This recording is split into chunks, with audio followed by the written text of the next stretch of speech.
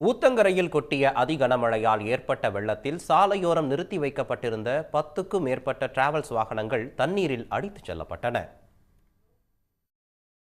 பெஞ்சல் புயலால் கிருஷ்ணகிரி மாவட்டம் ஊத்தங்கரையில் 14 மணி நேரத்தில் 50 சென்டிமீட்டர் மழை கொட்டி தீர்த்தது. இதனால் ஊத்தங்கரை திருப்பத்தூர் தேசிய நெடுஞ்சாலை அருகே உள்ள ஏரி முழுவதும் நிரம்பியதால் உபரி நீர் வெளியேறி சாலையில் வெள்ளம் ஆர்ப்பரித்தது.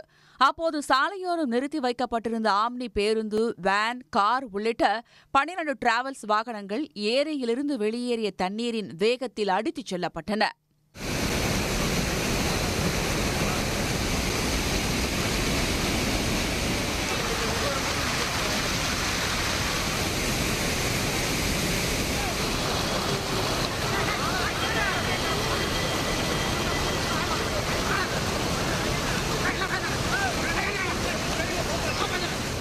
வாகனங்களை மீட்க கூடுதல் மீட்புப் படையினர் வரவழைக்கப்பட்டனர்.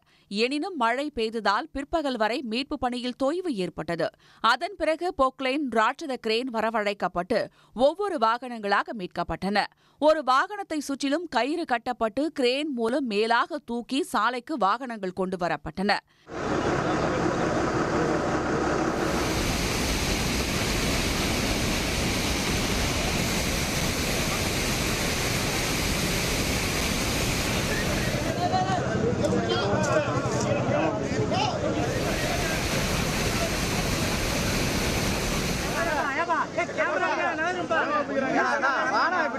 எங்களுடைய வாழ்வாதாரம் ரொம்ப பாதிச்சிருச்சு. இதனால் நாங்கள் Sabarimala season time, Maruvathur time, நாங்கள் இப்போ எந்த இதை வச்சுட்டு எங்களுடைய வண்டி நிறைய சேதாரம் இருக்கிறதுனால என்ன பண்ணுறதுன்னு தெக்க தெரியாமல் நின்றுட்டுருக்கோம்.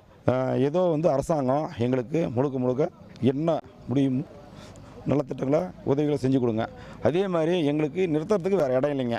அதே மாதிரி இந்த இடத்துல பார்த்திங்கன்னா ஃபுல்லாக இடம்பெறம் சேதாரம் ஆகிடுச்சுங்க. அதுக்கும் கண்டிப்பாக எதனா செஞ்சு கொடுக்கணும்னு வேண்டுதல் வைக்கிறேங்க. தண்ணீரில் அடித்து சாலையோர பள்ளத்தில் தள்ளப்பட்ட 12 வாகனங்களையும் நீண்ட போராட்டத்திற்கு பிறகு மீட்டனர். இருப்பினும் இதில் 7 வாகனங்கள் முற்றிலும் சேதமடைந்ததாகவும் வாகன உரிமையாளர்கள் வேதனை தெரிவித்தனர். மற்ற 5 வாகனங்களும் அதிக செலவில் பழுது நீக்கிய பிறகுதான் பயன்பாட்டிற்கு கொண்டு வர முடியும் என்ற நிலை உள்ளதாகவும் குறிப்பிட்ட அவர்கள் அரசு நிவாரணம் வழங்க கோரிக்கை விடுத்தனர். உடனுக்குடன் செய்திகளை தெரிந்து கொள்ள சன் நியூஸ் பெல் ஐகானை கிளிக் பண்ணுங்க.